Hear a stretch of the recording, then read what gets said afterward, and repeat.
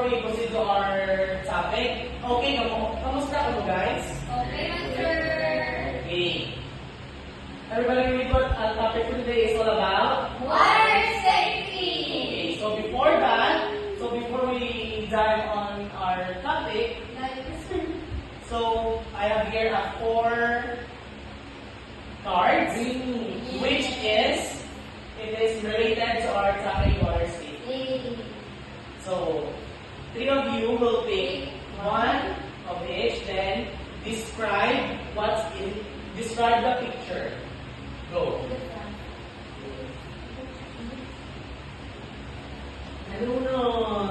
So, ang imo nga na pili is drowning. What else?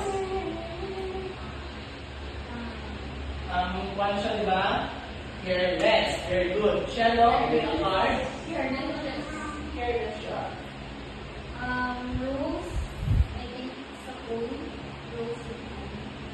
Okay, Or in you read the any ocean body. yes, water body siya. Kung look, it is the rules that you can see in the open spaces like pools and beaches. Julian, Sir. pick a card. Okay, describe what's in the picture.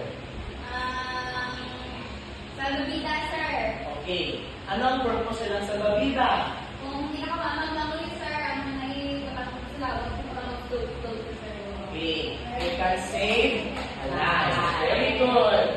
And dahil dyan nag-participate ka mo my class, then complete ka lang. So, to formally start our class, water safety. So, before we proceed to our topic, here's our learning objectives.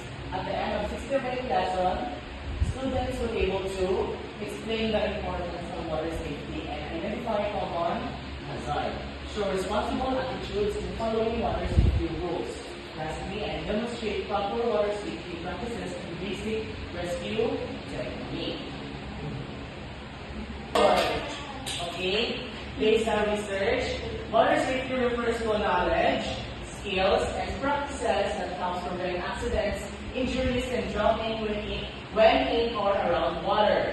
Okay, it includes understanding potential dangers, following safety rules, and knowing how to respond